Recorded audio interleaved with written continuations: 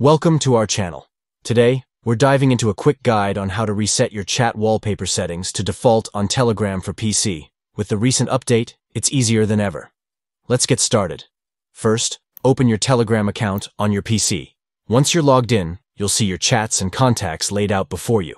Next, look for the menu icon, usually found in the top left corner of the screen. It's represented by 3 horizontal lines. Go ahead and click on that. Now, you'll see a menu pop up. From this menu, choose Settings. This section is where you can customize your Telegram experience. Inside Settings, locate the General option. Click on this to access more customization features. Now here's where the magic happens. Look for Chat Wallpaper in the General Settings. This is where you can view and change the current background of your chat. Once you've clicked on Chat Wallpaper, you'll see the option for Reset to Defaults. Clicking this will revert any changes you've made and restore the original wallpaper Telegram provides. And there you have it.